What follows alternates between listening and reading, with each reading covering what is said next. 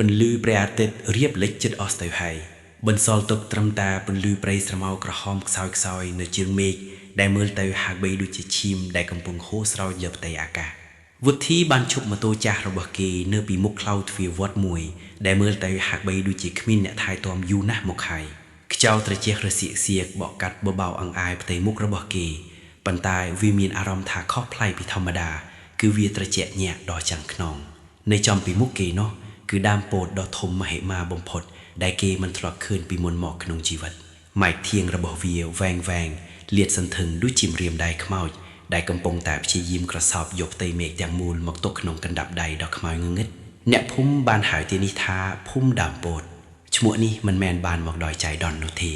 ปนตาวิจิกาจ้องจำดอชื่อจับหนึ่งอาจกำบังได้บานจะหรืออย่างเฉลขนงใดพุ่มนี้ตั้งปีอยู่ลงนะมกเคยวุฒิได้จีครูบังเรียนทำไมทมองเตือบแต่เตหมอกปีที่กรองพนมปิงมันเสาจีเจือเรื่องอบิยจุมเนือหรือประเลิงขโมยเปรียบิศาจบนมานเทแต่เป็นได้เกสำเลิงแต่การดามปวดเนาะเกเมียนอารมณ์ท่าเมียนพแนกรอบรอยกูได้แลกคลวงขนมเพียบงงเงิดกำปงแต่สำเลิงหมอกกันเกจังปีจันเลาะสลักปวดได้กำปงรังเกือกรากโดยสากำลังชอในเปประลบกุมสำเลิงเวียคลังเปกประยัดเวียหมอกตามดอกเตียบัดประเลิงอันเราให้คนกำลอสำเลงกระโลได้สะอาระบอบบรอจำนะมุนเนือบานบรรลึกลางไปกรอยขนองวุฒิเถื่อไอเกสตุโลดโดยกาภัยคลายเสือแต่ทลังไปเหลือมุโทบรอนุคือตาอมศกจีเมภูมิได้หนึ่งตรอยมกตตูนวุฒิเอาเตยคนไหลสนักใน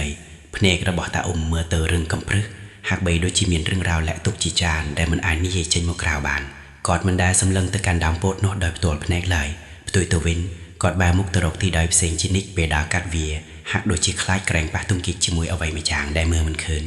วีกรอนเดชีดามชื่อจ้ามือดามเทตามันไอเทบะวุฒิตอบวิงโดยสนามยิงบังคำดำใบบรรลุผีให้คลายได้กำปงตาการไม่หลายครองจัดระบบครูนายโกนเขมงโดยชีไอมันดังเรื่องเทวุฒิเอ่ยดามโปดนี้วีมันแมนจีดามชื่อทอมดาแดบดอตรมแต่มันลบโนเลยวีคือจีกระไลสนักเนื้อระบบวิญญาณได้มันอาจตัวจับเฉียดบานหายพวกวีโจจุดเนี่ยจำนวนทำไมนะจีพิเศษเนี่ยได้มีรูปเรียงสรอสังหาด้วยจีไอแต่สุกมีประสาทโดยสำเลงซึบได้ออมโดยพิบตอกสลุดหากด้วยจีคลายถ้าดามชื่อนุ่งอาจลื้อเอาไว้ได้ก่อนนี่เย่กอดบานน้อมวุฒิดาวตำรงเตอการเต็กเชื่อจ่ามวยได้เนื้อกระบายนูได้เจกันไลสนะเนื้อบรรดาอาซอนระบเกขนมอมลงเวบังเรียนเนื้อตีนี้เนื้อเปยกเจริญเชียนโจมักดอลเพียบสงบสงัดบานครบดอนดอกตู้แตงภูมิบรรทายวิจิเพียบสงัดได้คู่ไอพฤกกบาลบำพดสำเร็งสัตว์สลาบยุ่มฉลองซอยกันอย่างครุลวดวุฒิมันไอสำรานโลกบานลายโดยซาแต่เคลื่อนฟกาจำไหลไม่อย่างได้บอกโจมากลงบรรทุกเกบานคราวกลางหอยดาวตัวมอดบังอวดโดยเพียบมือชงอลปีจำงายเกอาจมือขึ้นดำปวดดอทมนุชโชอย่างตระไดในครองเป็นหรือประจันเป็นบนมีเอาไว้ได้ทั่วไอเกพฤรมเพาะนุคือเกบันเคยรูปเล็กสัตว์เทมเนกสเล็กสำเร็จบังแปะปอซอแวงอันลายกำปงแต่อังคุยโยเจืองนั่นเรื่องไงชื่อทมจิงเกบังอระบาดดำปวดโนเนียงสำเร็จมุกจอมบังอวยระบาเกโรยกอบเอียงกอยิ่งเงียมอย่างสระตนปันตายวิจิสนามยิ่งเงียมในบังกอบโดยเพียบชี้จับในการส่งสัตย์อย่างเฉลี่ยเจริญบ่มพดวุฒิเปลืองตระดกในครูนายคลังพรุกทาวิจิการโยสอบปันตายในแต่ได้เกบ้าพเนกลางเว่งรูปเรียงนุ่นในแต่เนื้อตีโนดาแถมตั้งเลือกได้ข้าวเกไอตรบเงียงโดยกายวิกายยืดคือชอลบันบอกมาคลังเจงมุนทั่วไอบังอุยประเทศเชื่อรังเกิดโดยชินันไตรระเบิดเช่นโดยกำลังพิสัยวุฒิเมนอารามท่าตระจักคลังลางระหุดดอกดอกหามเจนหมอกจิตแสงซอเกปริญญาเบิดบังอุยยังเลื่อนฮาร์โจตะเดกรุบพวยจิตกบาทั้งหยอตะเตริดปันตายในครึ่งจัดระเบิดเกดังอย่างจะบาทาจีวัดระเบิดเกในครึ่งพุ่มไรสระยานีหนึ่งมันเมียนเพียบสงบสุขโดยเอาไว้ได้เกทรอบรำเปิงตุกกาเวในที่ครึ่งลอยอาจกำบังดอกขมางเงินในเปรดานโพสหนึ่งสกเนตกรรมได้บันกอบตุกชิชาชนำเติบแต่จับประดามเละทะดังหลังครึ่งรัตรีโดนทนนิปุนเนาะสำไรขมังพีบสงิมสงัดวุฒิได้กันตระแบกโดงเนื้อกรอมพุยดอกกระขณะใดพิบตระจะนิบแสงดังเฮิมระวเกมันต้อนรลีบัดเตอร์นาลายเนื้อขนมเรตรีดอรันทดนุตัวใบจีเก็บเฮียอิมบิดพเนกไอจิตอย่างนาเกาะดอยก็รูปเพียบดาวโปดดอทมอมดอยสมอลขมายสเปกสเปอร์ได้เกบานเคยตามบังอุยมุนนี้เนื้อแต่ตามลงบรรลายชนงเจ็ดระเบาะเกจินิกมันไอบอมเพลกบานลายเพลียมนู้สำเลงกริกบ้านบรรลือล่างเจนปีกรอมแต่เชยจ้าตรุตรมแดดเกเติบหนึ่งจูลสนักเนอวุฒิปรังเตียงตรวจเช็คสดับเตียงดังหามหยอบเอกขนมเจ็ดบวงสวงสมไอเวียกรอนไตจีสัตกันดาวหรือสัตปาหนะระเบาะแนบภูมิปันไตเสกเดปิดวีมันแมนเดนูเตวิหะดูจีเมียนเอาไว้มาอย่างทุมทงนของป้องโอระเบาะมาอย่างได้สามโจกในเรือใดไซรุ่ยก็ชับดำไหลหมอกตามจันดาบแตะยืดจุมเฮียนนิมวยทงนหนึ่งเมียนสำหนาวเพื่อไอกระดาบันแตะลุนหรือโซกรืดกูไอปรื้อกระบาลบ่งพดกลิ่นสวิชอาบโดยเจสักสอบได้ระลุยจิจดันทั้งไงขนมตึกพุกบานพีโจนหมอกตามจันล็อกกระดาจินจำแตะเพื่อไอวุฒิจ้องกระอูดจังอ่าวเกมันเหียนสบใบเตงเงือบกระบาลเจนปีพวยลอยเกมินอารมท่า មានស្រមៅខ្មៅត្រជាក់ស្រេបមួយកំពុងឈរបង្កោងនៅក្បែរជុងជើងក្រែរបស់គេហើយសម្លឹងមុខមើលគេដោយភ្នែកដែលគ្មានប្រស្រីភាពត្រជាក់ដែលគេមានអារម្មណ៍ថាកក់ឈាមកាលពីមុននេះបានប្រែជាត្រជាក់ខ្លាំងរហូតដល់ថាប់ដង្ហើមស្រាប់តែមានសំឡេងខ្សឹបខ្សៀវដល់តូឆ្មាមួយបន្លឺឡើងក្បែរត្រជាក់គេយ៉ាងច្បាស់ថាឯងមកទីនេះដើម្បីជួយយើងមែនទេសំឡេងនោះស្អប់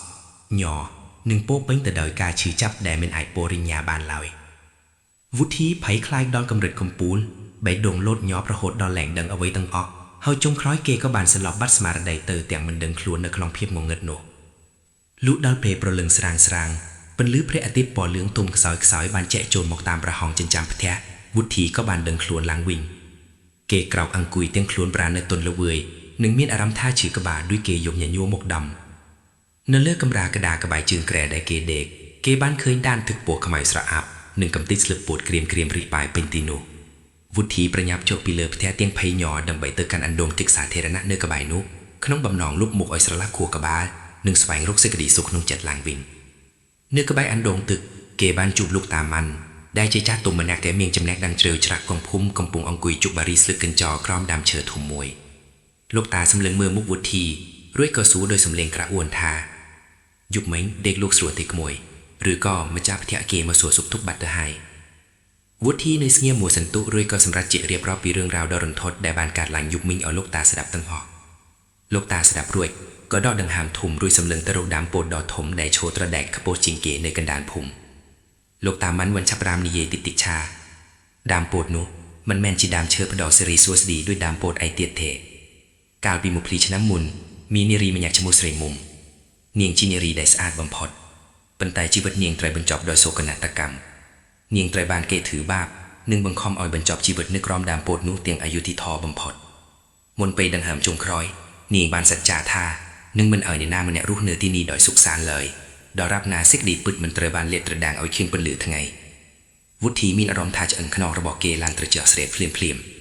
ចុះហេតុអ្វីបានជានាងមកលងបន្លាចខ្លងខ្មុំទើបតែមកទីក្រុងដែរវុធីសួរដោយភាពភ័យខ្លាចខ្លាំង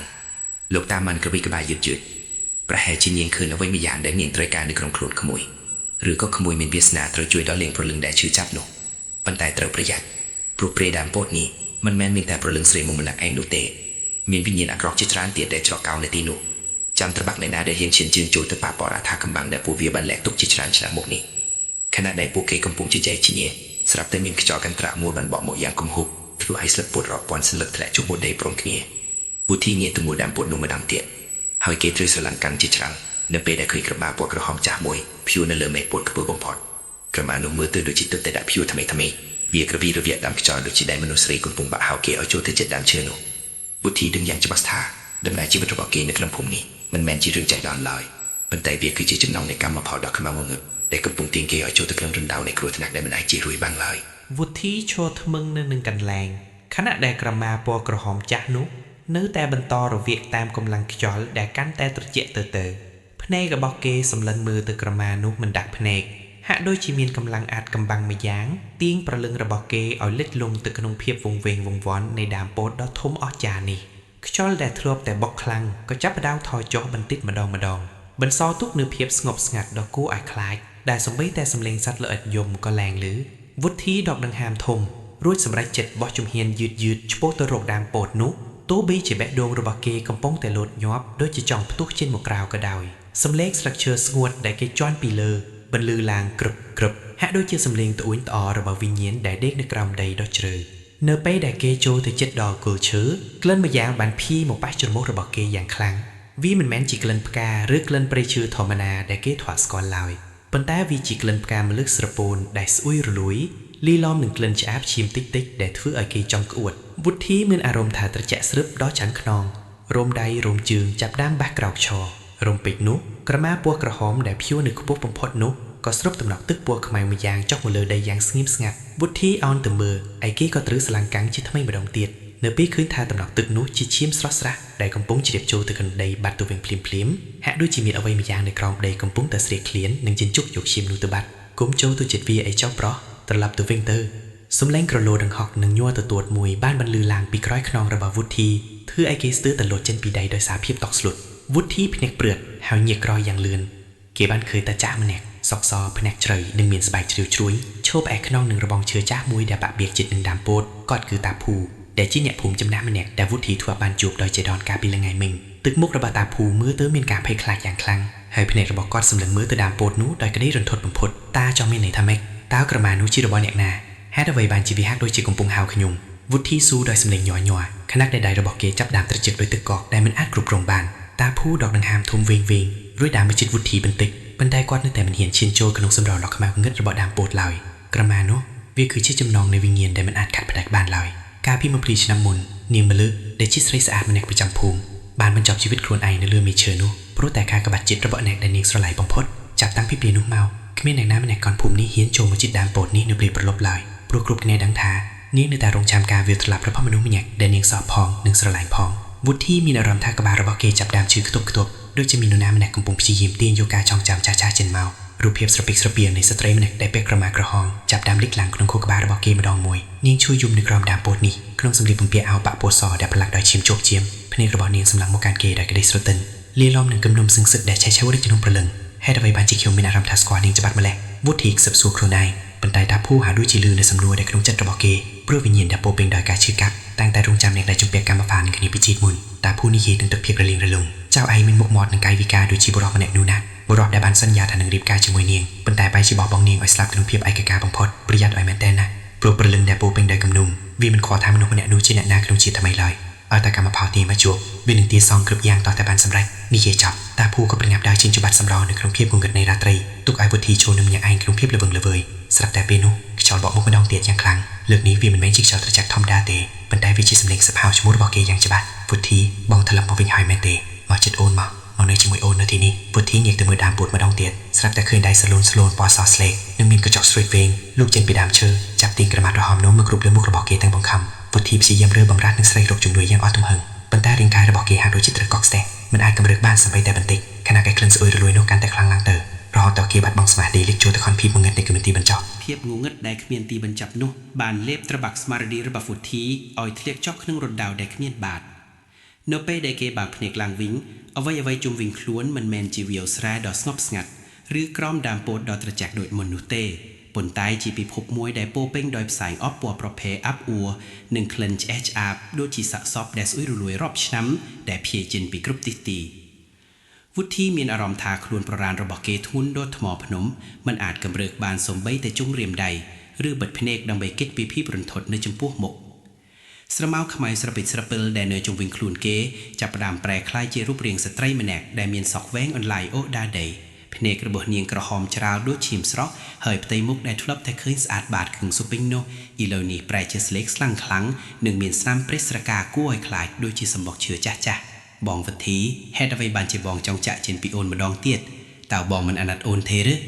សំឡេងនោះមិនមែនបន្លឺចេញពីមាត់របស់នាងឡើយប៉ុន្តែវាជាសូរស័ព្ទដែលរំញើក្នុងខួរក្បាលរបស់គេយ៉ាងច្បាស់និងត្រជាក់ស្រេបដល់ឆឹងខ្នងស្ត្រីម្នាក់នោះដើរចូលមកគៀកដៃដ៏ស្គមស្កាំងដែលសល់តែស្បែកដណ្ដាប់ឆាំងរបស់នាងលោកមកអងអែទៅផលរបស់វុធីយ៉ាងថ្នម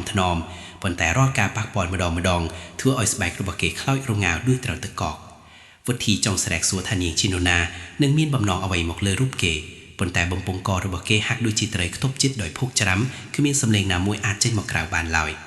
រំពេចនោះរូបភាពអតីតកាលដ៏សែនឆ្ងាយមួយបានភក់ឡើងខឹងភ្នែករបស់គេដូចជាខ្សែភាពយន្តគេឃើញស្ត្រីម្នាក់នេះអង្គុយយំយ៉ាងកំសត់នៅក្រោមដើមពោតនេះរងចាំបុរសម្នាក់ដែលបានសន្យាថានឹងត្រឡប់មកជួបនាងវិញប៉ុន្តែបុរសនោះមិនដែលមកដល់ឡើយរហូតដល់នាងអស់សង្ឃឹមហើយដាច់ចិត្តបញ្ចប់ជីវិតខ្លួនឯងដោយការចងកនឹងមេឃពោតដ៏ធំនេះ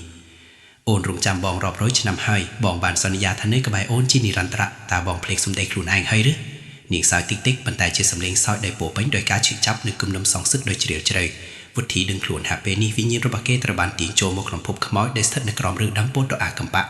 ខណៈពេលដែលវិញ្ញាណរបស់គេកំពុងរងទុក្ខវេទនានៅក្នុងពិភពមនុស្សលោកអេណូហ្វីងភូមិទាំងមូលកំពុងមានភាពវាក់វរយ៉ាងខ្លាំងអ្នកភូមិម្នាក់ដែលដើរកាត់ទីនោះបានប្រទះឃើញវុធីដេកស្ទោកស្ទឹងនៅគល់ដើមពោតដោយមានក្រមាក្រហមចាស់នោះរំជាប់នៅកយ៉ាងណែនហាក់ដូចជាមានអ្នកណាម្នាក់ព្យាយាមរឹតសម្លាប់ផ្ទៃមុខរបស់គេឡើងស្វាយស្លេកប្រកាច់តិចហើយដង្ហើមរបស់គេកាន់តែខ្សោយទៅរហូតដល់ស្ទើរតែដាច់ខ្យល់ស្លាប់ជួយវុធីផងវាដាច់ខ្យល់បាត់ហើយសំឡេងស្រែកផ្អើលរបស់អ្នកភូមិបានបន្លឺឡើងរំពងពេញវាលស្រែនៅពេលព្រលឹមមេភូមិនិងអ្នកស្រុកជាច្រើនបានរត់មកចំរំមាលដោយក្តីភ័យខ្លាចបំផុតពួកគេព្យាយាមស្រែកក្រមានោះចេញពីករបស់វុធីប៉ុន្តែវាហាក់ដូចជាមានកម្លាំងអាកំបាក់ម្យ៉ាងទាញរត់កាន់តែខ្លាំងរាល់ពេលដែលមានអ្នកប៉ះពាល់ អ្វីដែលកាន់តែរន្ធត់នោះគឺនៅពេលដែលពួកគេព្យាយាមលើករាងកាយវុធីចេញដើមពោធតែមួយស្រាប់មានញៀនរញ្ជួយយ៉ាងខ្លាំងនិងមានសម្លេងយំខឹស្ខ្សួលយ៉ាងក្រលួចបន្លឺចេញពីក្នុងដើមឈើគួរឲ្យព្រឺក្បា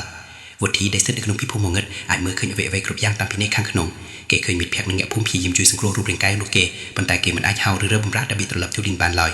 វិញ្ញាណស្រីម្នាក់នោះកាន់តែខិតមកជិតនិងចាប់ផ្ដើមប្រែរើឈើដែលដូចចេញពីដីមកក្នុងពួកការជើងនិងដៃរបស់វុធីយឺតដូចជាចំណងដៃថែបគេគ្មានអាចជួយបងបានទេបងត្រូវតែនៅទីនេះដើម្បីសងការសន្យាអូននាងអូខេយ៉ាងណែនខណៈដែលរូបរាងរបស់នាងចាប់ផ្ដើមរលាយចូលទៅក្នុងស្បែករបស់វុធីដូចជាចង់ខ្លាចជាមនុស្សតែមួយក្លិនស្អុយរលួយនឹងកាន់តែខ្លាំងឡើងរហូតដល់វុធីមានអារម្មណ៍ថាសួររបស់គេកំពុងតែត្រូវច្បាច់អីក៏បាត់បង់ខ្យល់ដង្ហើមនៅក្នុងភាពអស់សង្ឃឹមជាទីពំវុធីបានឃើញពន្លឺភ្លៀងហ្វលលើងម្យ៉ាងឆេះឡើងពីចម្ងាយយ៉ាងភ្លឺចិញ្ចាចវាជាពន្លឺនៃធូបនៃទៀនដែលលោកតាអាចារ្យសកស្នាម្នាក់កំពុងសូត្រមន្តកាត់ផ្ដាច់អាកំបាក់ខ្មៅងឹតដែលកំពុងគ្រប់ដៃតាប៉ុន្តែមុនពេលដែលពន្លឺនោះមកដល់រូបគេវិញ្ញាណខ្មោចស្រីនោះបានសម្លឹងមើលទៅលើមេឃហើយស្រែកឡើងដោយកំហឹងយ៉ាងខ្លាំងរៀងជួយដីរហូតដល់មេឃដែលធ្លាប់តែស្រស់ស្រាយជាងងឹតលុបភ្លាមវុធីមានអារម្មណ៍ថាខ្លួនប្រាណរបស់គេកំពុងតែត្រូវទាញធ្លាក់ចូលទៅក្នុងចម្រែកដីកាន់តែជ្រៅទៅឆ្ងាយពីពន្លឺនិងសំឡេងមនុស្សលោកដែលគេធ្លាប់ស្គាល់រាល់អនុស្សាវរីយ៍និងស្មារតីរបស់គេចាប់ផ្ដើមរលត់បាក់ម្ដងតិចក្នុងភាពលំវឹងដែលគ្មានទីបញ្ចប់តែគេអាចនឹងមានឱកាសវិលត្រឡប់ទៅរកពិភពខាងក្រៅវិញបានដែរឬទេឬមួយក៏គេត្រូវខ្លាចជាចំណេញនៃរសជាតិពិសាដែលស្រេកឃ្លានវិញ្ញាណនេះជារៀងរហូតនៅក្នុងភាពស្ងាត់ជ្រងំសំឡេងសូត្រមន្តរបស់លោកតាអាចារ្យកាន់តែឆ្ងាយទៅខណៈដែលសម្លេងដ៏គួរឲ្យរន្ធត់របស់ព្រៃដាំពោតកាន់តែបន្លឺឡើងយ៉ាងរំពងក្នុងត្រចៀករបស់គេហាក់ដូចជាកំពុងអបអរសាទរចំពោះជាចំណាស់របស់នាងដែលបានសម្រេចតាមបំណងអាកំបាក់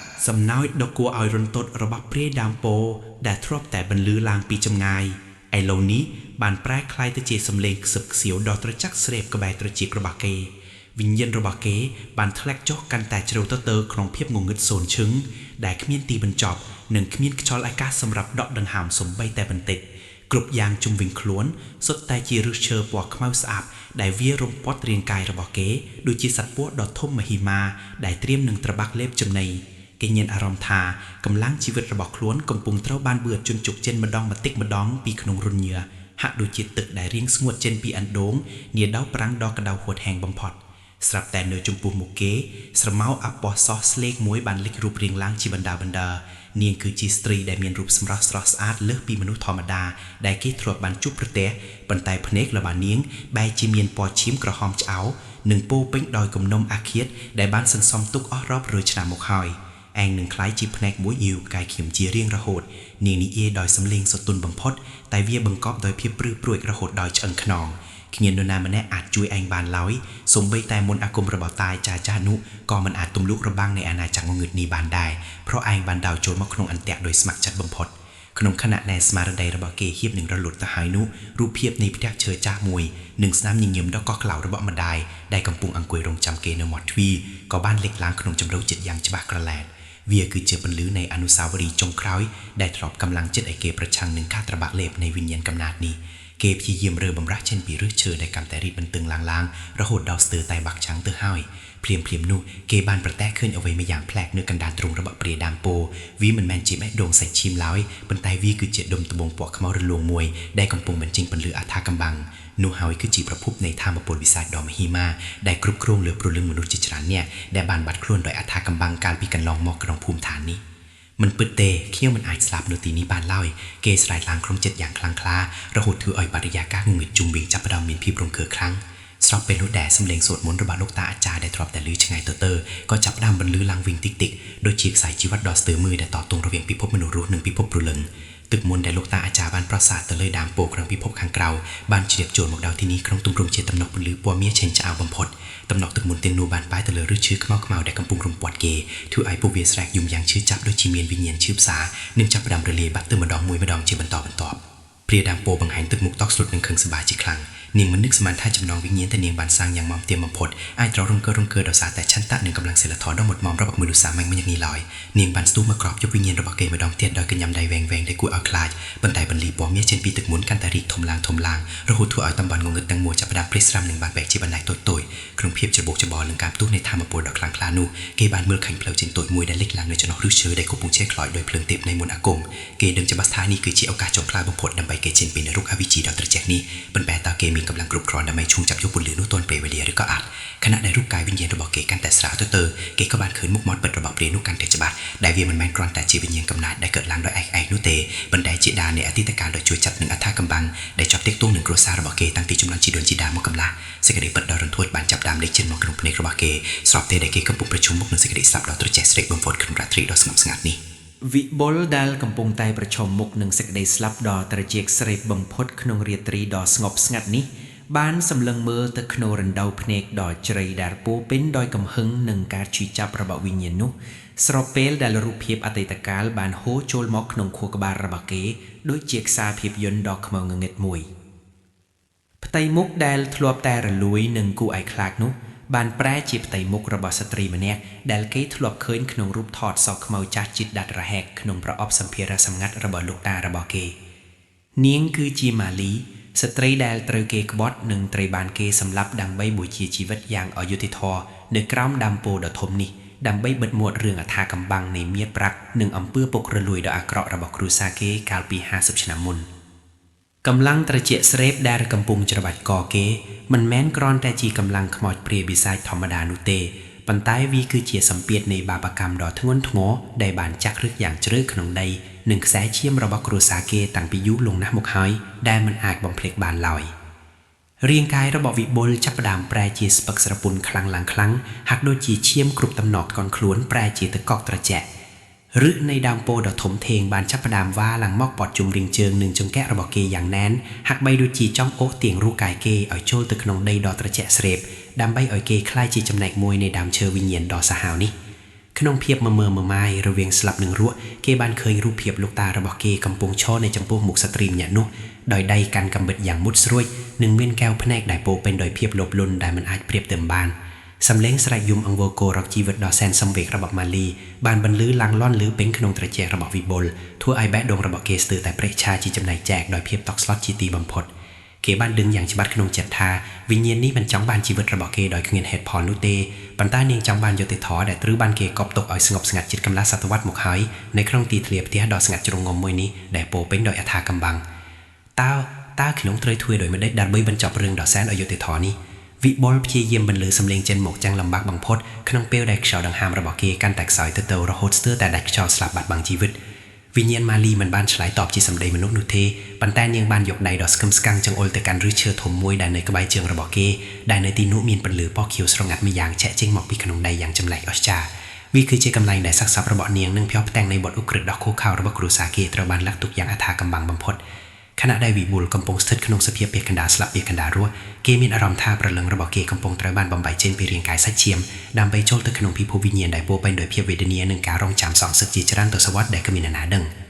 ខ្យល់ព្យុះស្រាប់តែបក់មកកាន់តែខ្លាំងពីគ្រប់ទិសទីស្លឹកពោរាប់ពាន់សន្លឹកបានរស់រេបក់ពេញអាកាសហាក់ដូចជាកំពុងច្រៀងចម្រៀងមរណៈស្វាគមន៍សមាជិកថ្មីដែលត្រូវមកជំនួសកន្លែងវិបុលដឹងច្បាស់ថាបើគេមិនអាចដោះស្រាយចំណងកម្មដោយជំពាក់ជំពេញនេះបានទេគេនឹងត្រូវក្លាយជាវិញ្ញាណយ៉ាំដើមឈើនេះបន្តពីនាងជារៀងរហូតគ្មានថ្ងៃចាប់ជាតិជាថ្មីឡើយដៃរបស់គេដែលកំពុងញ័រទៅត្រួតនឹងគ្មានកម្លាំងកំហែងបានព្យាយាមឈោងទៅប៉ះនឹងដៃត្រង់កន្លែងដែលមានពន្លឺនោះយ៉ាងដង្ហោះប៉ុន្តែកម្លាំងរបស់គេបានរលាសាបសូន្យស្ទើរតែអស់ពីខ្លួនទៅហើយនៅក្នុងគ្រានេះភាពងងឹតស្លុបចាប់ផ្ដើមគ្រប់ដប់ដល់លើចក្ខុវិញ្ញាណរបស់គេម្ដងទៀតប៉ុន្តែលើកនេះវាប្លែកពីមុនគឺវាជាភាពងងឹតដែលនាំមកនូវសេចក្តីពិតដ៏ឈឺចាប់បំផុតដែលសូម្បីតែសេចក្តីស្លាប់ក៏មិនអាចជួយឲ្យគេគេចផុតពីការទទួលខុសត្រូវលើអតីតកាលដ៏ខ្មៅងងឹតនេះបានឡើយស្រាប់តែក្នុងខណៈដែលវិបុលហៀបនឹងបាត់បង់ស្មារតីទាំងស្រុងសំឡេងសូត្រធម៌យ៉ាងតិចតែមានអំណាចបានបន្លឺឡើងពីចម្ងាយហាក់ដូចជាបន្លឺចុងកន្លែងនៃក្តីសង្ឃឹមដែលកំពុងរះឡើងក្នុងឋាននរកដ៏ត្រជាក់ស្រេប